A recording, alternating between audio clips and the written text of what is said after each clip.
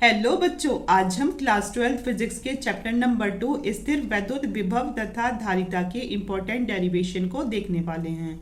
तो हमारी डेरिवेशन है दो आवेशों के निकाय की स्थितिज ऊर्जा का व्यंजक ज्ञात कीजिए। तो बच्चों, आप स्थितिज ऊर्जा का व्यंजक तभी ज्ञात कर पाओगे अगर आपको इसका कार्य पता होगा, क्योंकि हमारा कार्य स्थितिज ऊर्जा के बराबर होता है। तो कुल मिलाकर बात यह है कि इस पूरी डेरिवेशन में आपको सिर्फ कार्य निकालना है, क्योंकि फिर जो कार्य आएगा तो वो हमारा स्थितिज ऊर्जा के बराबर ही होगा। तो आइए सबसे पहले इसके चित्र को समझ लेते हैं। माना दो आवेश Q1 व Q2 एक दूसरे से r मीटर की दूरी पर स्थित हैं। मतलब कि कोई दो आवेश हैं Q1 और Q2 एक दूसरे से r मीटर की दूरी पर स्थित हैं। Q1 आवेश बिंदु A पर तथा Q2 आवेश बिंदु B पर स्थित है। तो जो हमारा Q1 आवेश है वो तो हमारा बिंदु A पर स्थित है और Q2 आवेश बिंदु B पर स्थित है।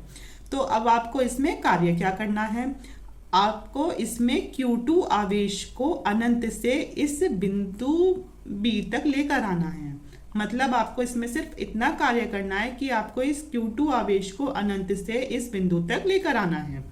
तो इस कार्य को करने के लिए सबसे पहले आपको ये पता होना चाहिए कि Q1 आवेश के कारण बिंदु B पर विभव कितना है।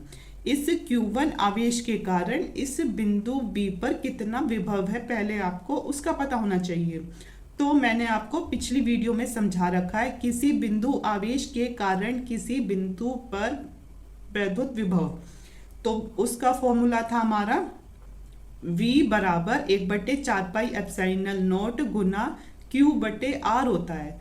लेकिन हम यहाँ किस आवेश के कारण करते हैं? तो यहाँ हम कर रहे हैं Q1 आवेश के कारण, तो यहाँ आ जाएगा Q1।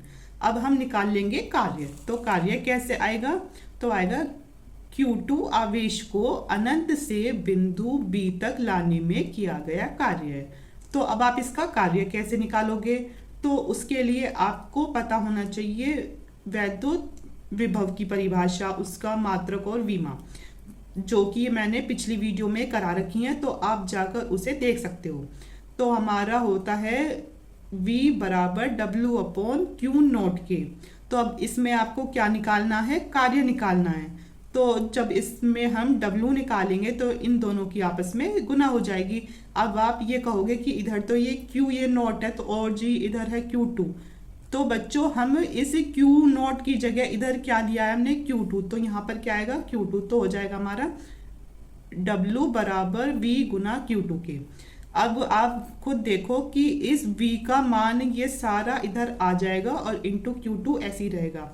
तो होगा हमारा W बराबर 1/4πε0 गुना Q1/R गुना Q2 के। अब इस Q2 की Q1 के साथ अंदर गुना कर देंगे तो हो जाएगा W बराबर 1/4πε0 गुना Q1 Q2/R के हो गया।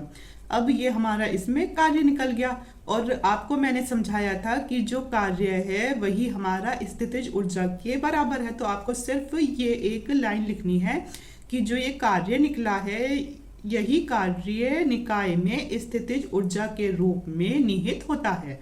तो सिर्फ इस W की जगह आप रखोगे U, तो आ जाएगा U बराबर 1/4πε0 गुना Q1 Q2/R के। तो ये था हमारा दो आवेशों के कारण किसी बिंदु पर स्थितिज ऊर्जा का व्यंजक। आई होप बच्चों आपको ये वीडियो अच्छी लगी हो। अगर अच्छी लगी हो तो please like, share and subscribe my channel, और हमेशा ऐसे ही स्माइल करते रहिए। Thank you.